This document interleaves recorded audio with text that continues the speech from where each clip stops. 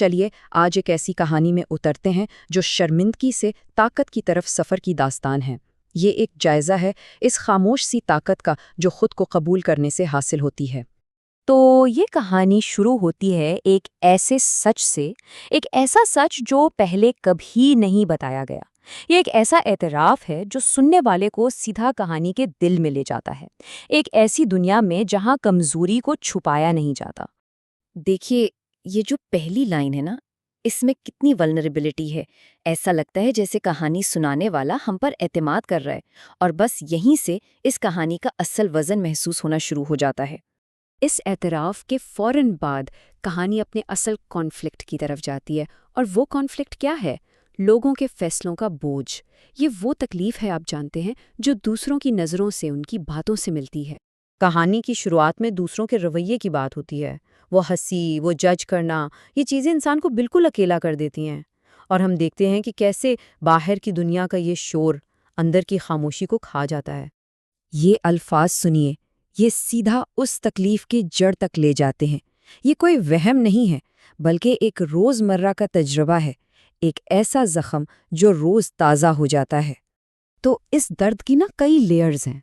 دیکھیں، لوگوں کا ہنسنا، ان کا جج کرنا، یہ تو برا لگتا ہی ہے، لیکن اصل چوٹ، وہ جو سب سے گہری چوٹ ہے، وہ تب لگتی ہے جب کوئی پوچھنے والا نہ ہو، جب کوئی پرواہ کرنے والا نہ ہو۔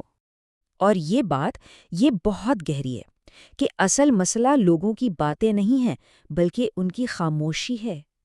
کسی کا حال نہ پوچھنا یہ جج کیے جانے سے بھی زیادہ تکلیف دیتا ہے، نہیں؟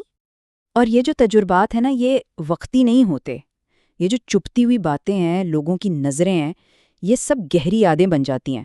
وقت کے ساتھ ساتھ یہ شخصیت کا حصہ بن جاتی ہیں۔ جیسا کہ یہاں کہا گیا، یہ لائن سن کر ہی اس بوجھ کا احساس ہوتا ہے۔ لوگوں کے لفظ، ان کی نظریں، یہ سب بتاتا ہے کہ وہ یادیں آج بھی کتنی تازہ ہیں اور کتنی تکلیف دہ۔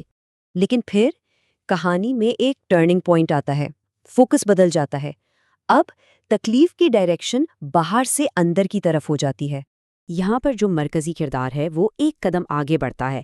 وہ صرف یہ نہیں مانتا کہ وہ الگ ہے، بلکہ اسی بات کو بنیاد بنا کر ججمنٹ کے پورے کانسیپٹ کو چیلنج کرتا ہے۔ اور یہ بہت ہی پاورفل لمحہ۔ پہلے تو یہ اعتراف، میں الگ ہوں۔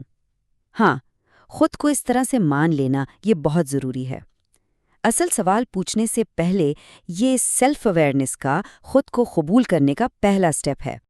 اور پھر آتا ہے یہ سوال، لیکن کیا الگ ہونا گناہ ہے؟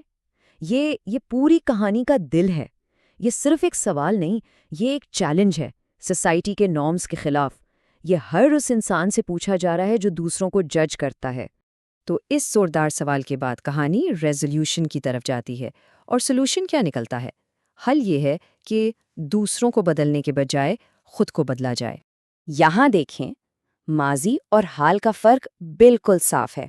پہلے میں ٹوٹ جاتی تھی، اور اب میں مضبوط ہوں۔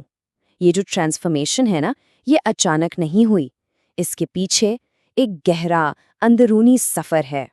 تو سوال یہ ہے کہ اس تبدیلی کا راز کیا ہے؟ یہ طاقت آئی کہاں سے؟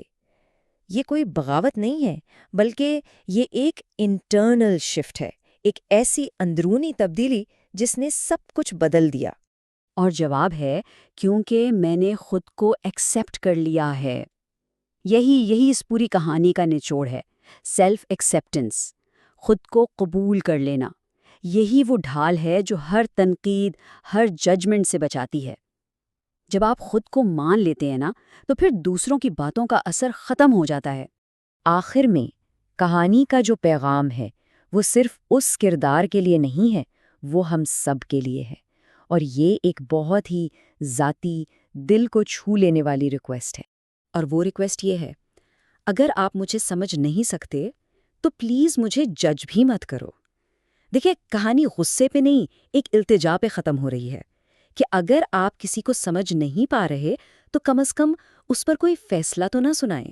تو یہ کہانی ہمیں اس سوال کے ساتھ چھوڑ جاتی ہے، ایک ایسا سوال جس پر شاید ہم سب کو سوچنا چاہیے کہ آخر ججمنٹ کہاں ختم ہوتی ہے اور سمجھنے کا سفر کہاں سے شروع ہوتا ہے۔